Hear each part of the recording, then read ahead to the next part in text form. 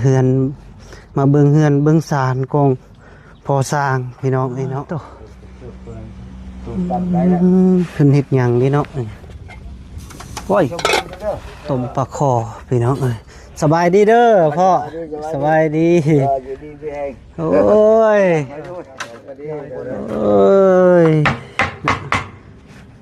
ต่างวงกบติแม่นตั้งวงกบให้เป็นกอโอ้ต่างให้เพิ่นกอ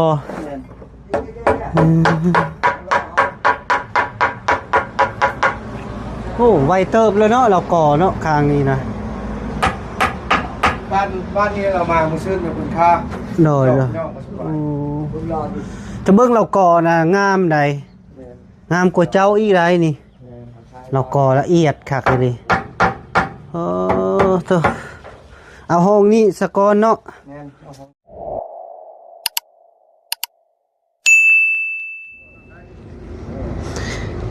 เอาพี่น้องเนาะพอดีเบาแก้วเปิดคลิปเปิดภาพกับอยู่ที่บ้านพ่อสร้างพี่น้องเนาะกะเบาแก้วกะลายมือแล้วบ่ได้ลงมาหาเพิ่นพี่น้องเนาะพอดีมื้อนี้ก็มีโอกาสหลายแล้วก็เลยเบาแก้วก็มาเบิ่งเฮือน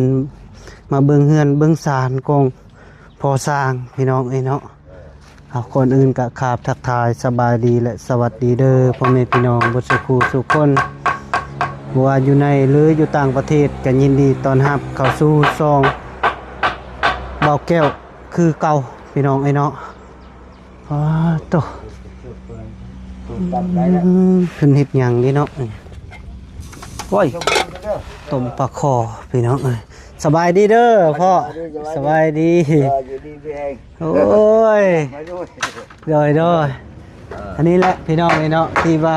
เบาแก้วมาตกใจเท่านั้นคิดว่าผู้สร้างสุดท้ายแม่นพ่อคูณบ่เจ้าซื้อคูณบ่หอมซื้อหอมโอ้พี่น้องเนาะตอนนั้นตกใจมาฝากกันมาขันหัวพี่น้องสบายดีเด้อ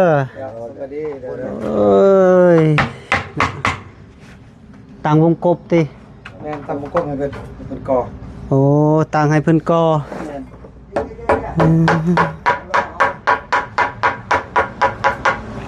โอ้ไวเติบเลยเนาะเราก่อเนาะคางนี้นะบ้านนี้เรามามือซื้อเป็นคุณค่าโดยจะเบิ่งเราก่อนะงามใดงามกว่าเจ้าอีไรนี่เราก่อละเอียดคักเลยโอ้ตัวเอาห้องนี้สะกอนเนาะเท่แล้วบ่นี่ยังจะหน่อยไปแล้วกำลังมันกำลังตีแบบพี่น้องนี่ตีแบบเป็นสีเทคานทับสันทางนี้ก็เทบ่โดยก่อให้มันแน่นน่าก็เทอีก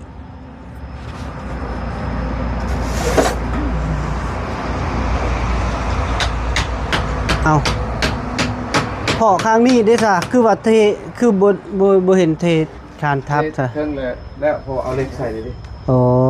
เทเทิงเลยคือคัก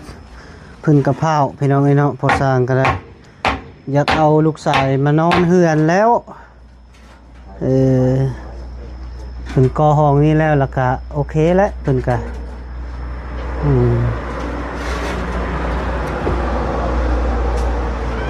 เป็นได้ลูกชายไปห้องได้ให้บ่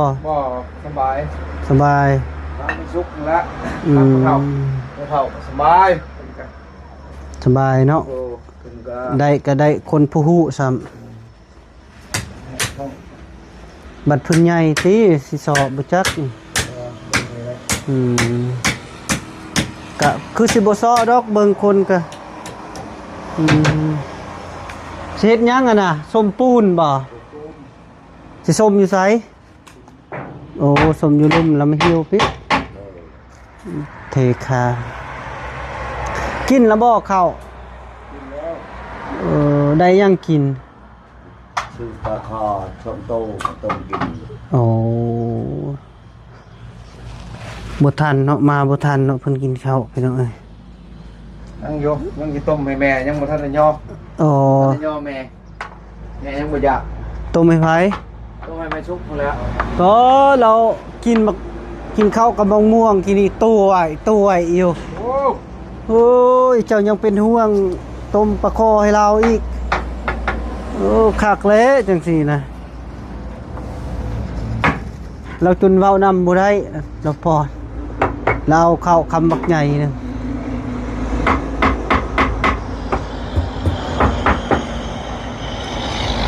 สมปู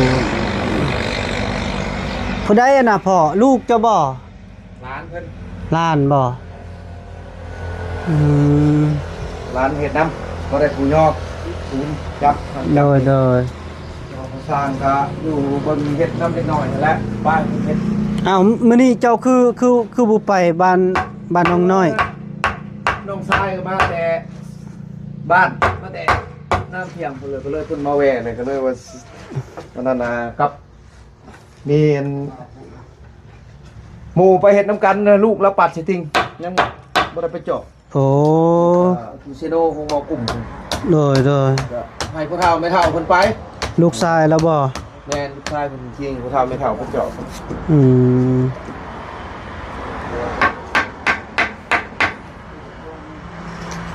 มื้อนี้แสดงว่าอยู่บนมื้อติ แล้วก็ยังบางเทื่อสิขึ้นก็ใจพระก่อนผมได้ยินแต่ว่าไฟแปลงยังบนมันหัวมัน อ๋อ ก่อนไปส่งแม่ซุปก่อนคำบ่รู้จักมอง สิขึ้นเฮือนไฟฟ้าเมื่อแล้วบ่ เมื่อแต่วัน ไผมาส่ง พอผากน้ำรถพี่น้องเพิ่น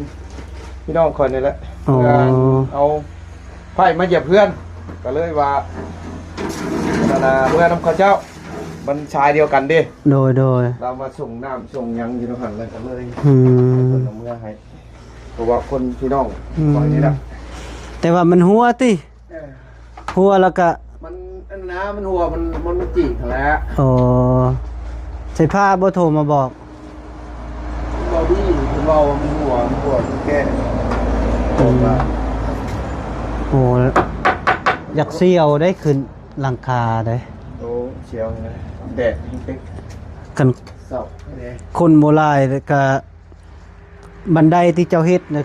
คือสิขึ้นบ่ได้ดอกกันคนโบราณ หลอกไว้เลยก็จะเป็นแล้วคันได้ขึ้นได้ โดย เมื่อแล้วเฮ็ดมันดูบ่แล้วนะคือแบบนี้ระยะเฮ็ดเล็กน้อยเสร็จแล้วไปนะ โดย ไว้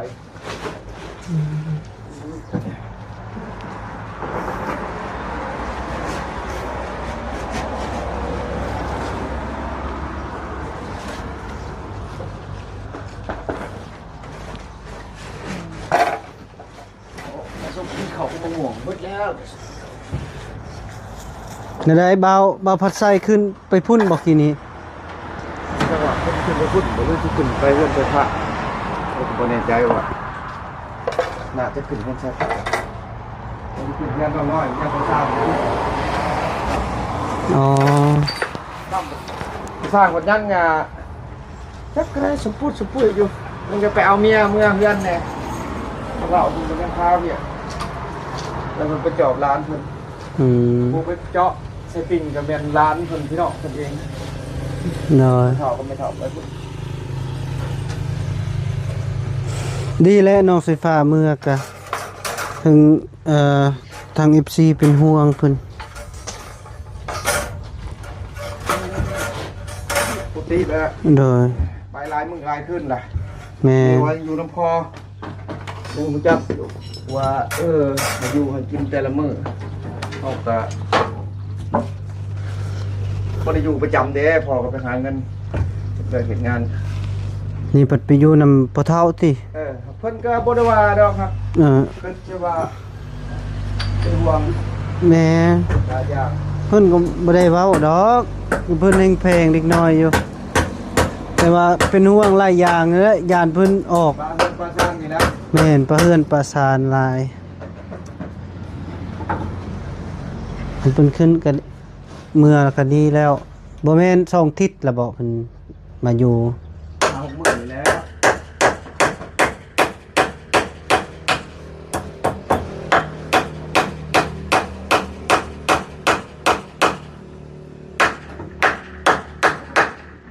พงเยี่ยมคือใส่ซองอันเพาะ ไม่ใส่ซองเพราะมีเจาะใส่ตัวน้ำช้ำต่อข้ามพวกนี้มีแผนมีเรื่องครัวเขาบ่ได้สู่ไข่เลยอย่างหนึ่งก็สินอนกินละล่าแล้วมันชัดๆเอาก็ไข่ชั้นนี้แหละกับเบิ่งตัวจริงก่อน น่ะ ข้างหน้าเลยแม่นตรงเพราะว่ามันเคยเด้อทางวันนี้ใส่3วันนี้จะใส่3นะ อืม แต่มันบ่พอเบิ่งก็สิซื้อใส่ประมาณก็ เนาะ บ่มีเงินก็จักสิได้ตื่มดิ วงกบนี่เจ้าซื้อรวมทั้งหมดนี่เท่าใดจักล้าน วง300,000 10กล่อง 10ปองวงหนึง300,000 10ปองก็3ล้าน เท่าไหร่3ล้านเป็นปลายนะบินวิวทั้งเพิ่น อืม ก็คอยจ่าย2เทื่อเลยก็เลยเบิดแล้วบ่ได้นั่นดอกผมนั่นคือว่าโอเคเมื่อดี บัดปูนนี่เจ้าซื้อจักซอก ผมซื้อมาหลายเบิดผู้ที่10ปลายแล้ว 10ปลาย ยังสิไปเอามาตื่นอยู่ เด้อ เฮ็ดไปเทื่อละน้อยเงินเฮาก็บ่หลายสิจ้างบัดเดียวก็เฮาบ่ได้อันนั้นเฮาหาเพิ่นมาช่วย เด้อ เพราะว่าเดี๋ยวมันจะเบิดแล้วเฮาจะก็มาอีกหั่นน่ะป้าว่าฝนตกเอาไป เบิดก่อนจึงซื้อจะน้อยบัดพ่นพระมัน เปียกมันแข็ง จับมันมาทางใดแล้วมันบ่มีมันก็เต็มเบิดใครอยู่ลมได้ลมที่ล้อได้ เด้อ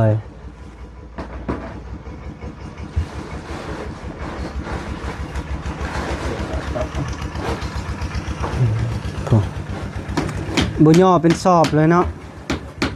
ย่อบ่แพ้พี่น้องเอ้ยเพิ่นก็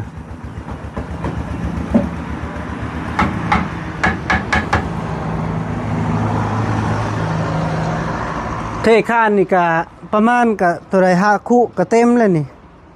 จะว่าบ่ โอ้ลุงจะสิใส่ก่อติจะก่อยพุ้นก่อบ่ ฮะ จะสิก่อยพุ้นก่อบ่เด็กค้ารับพุ้นแดงพี่พุ้นแดง ก็จับเงินก่อน แม่น มาเราที่เมื่อเราเทปะนี่เลย โดยโอเคจะได้ก็ได้พอ มือเช้าเราเอามาแกะได้ ได้ก็ได้พอสร้างปลอม เราความเป็นก้อนจับนี้ เลยเออ จับมาที่เมื่อเราเทพัน โดย มือเช้าเรามาแกะแบบเลยเราก็ติดต่อเลย แล้วก็เททางนี้อีก เออ พอสิมือเจ้านี่คักอีหลีเนาะยอมรับว่าคักเด้อเรากอนี่งามนะผู้สร้างกอยังเป็นบุ้มเป็นเบี้ยวอยู่เบิ่งเรากอรีบคักอีหลีโอ้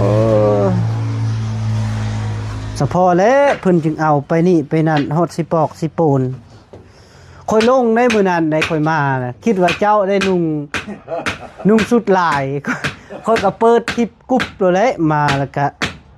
พอดีกำลังว่าสบายดีพัดมันเราแม่นเราเงยหน้าเบิ่งวัดบ่เห็นบ่แม่นเจ้าบัดนี้เสร็จค่อยตกใจวับเลย เอาเรียกว่าช่างเอา สิแท้ก็แม่นลาวพี่น้องเอ้ยโอ้ยเนาะว่านี่แหละ FC ว่าสร้างกระแสบ่ได้แม่น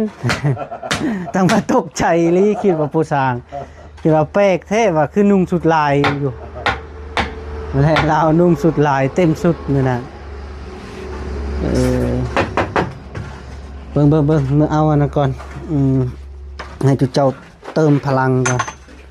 จึงมีแห่งเฮ็ดเวียกพี่น้องเอ้ยป้าแดดแทงอีหล่อพี่น้องเอ้ย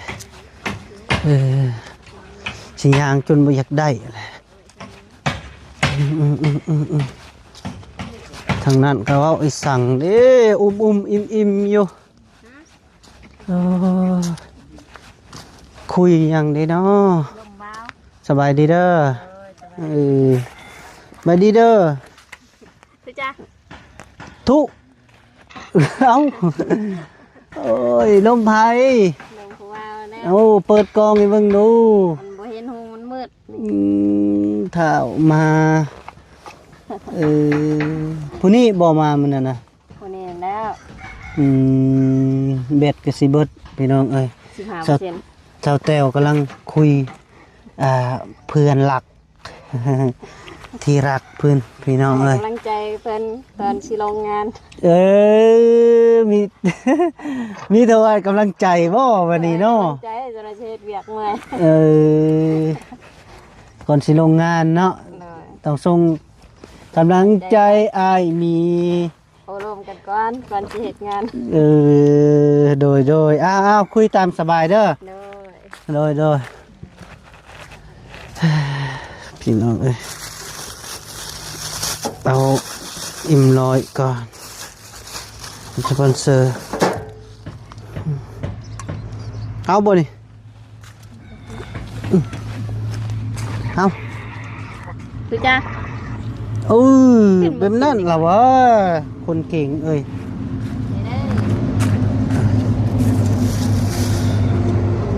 ไปป่าตัวเอาอิ่มลอยกับสปอนเซอร์ให้เพิ่นเติมพลังไปหน่อยเติมพลังจักหน่อยจะมีแหงก่อเฮือนก่อสารพี่น้องเอ้ยเนาะเฮ้ยเป็นยังไงฮะเมื่อยบ่ ธรรมดา ธรรมดาอย่าว่านะเอ้ยเอาเจ้าสิเอาน้ำยัง โอ้ขอบใจไอ้ลอยนี่แหละ เลยผมไปให้พอก่อนเอากินเติมพลังโอ้ยบ่พออันหนึงพี่น้องใช้พอกินนี่นะบ่พอเราไปใส่เลยเข้าห้องน้ำบ่ เดยวตักน้ำ โอ้เราไปตักน้ำ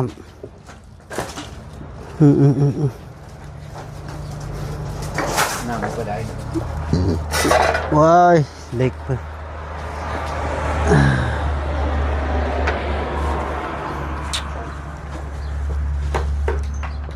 แล้วระบอตังค์นะ ยังสิได้น้ำยังก็ เอาบ่ได้ใส่น้ำเที่ยงบ่ ใส่โยแล้วจังไรก็ เห็นว่าบ่เป็นกะติไปนำเลยนี่จะน้อยเป็นคนน้อยนอนบ่หลับเด้นุ่มบ่งามเพิ่นว่าสิได้นะครับ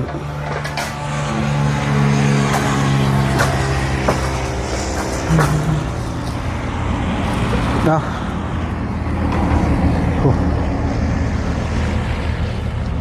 ไปหิวเอง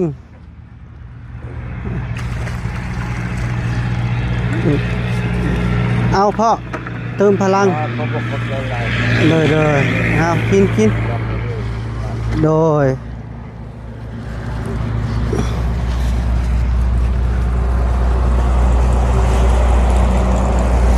พี่น้องไอ้แดดแห้งคือสิฝนสิตกล่ะมื้อนี้นะ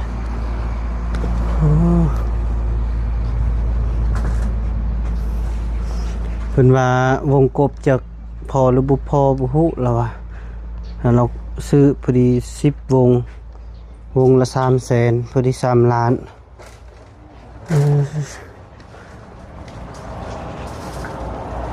แฟนโซล่าเนี่ยเจ้าเอามาใหม่บ่พอ แม่นก็ซื้อ800นี่หาตับ เจ้าสิใส่ข้างใด ใส่แอมเบื้องที่นอนนั่นแหละก่อน โอ้แฟนโซล่าใส่อันนี้นะ งั้นนะเพิ่นเอามาให้แล้วก็พอดีซื้อเครื่องซื้อหยังเข้ามาพอดีเบิดก็เลยว่าโยกก่อนเก็บไปเบิดก่อนบาดนี้ได้เงินแล้วทำไม 8ตับอันน่ะตับหนึงมีจักแผ่น ประมาณ5นี่แหละ หาแผ่นบ่แสดงแผ่นบางอีหลีเนาะโอ้ธรรมดาอยู่งามอยู่ได้เนาะ เงินน้องน้อยนี่ก็คือว่าเหนียวขับอยู่นะ นี่เอาบ่เจ้าซื้อรุ่นนี้บ่เพื่อน้องน้อย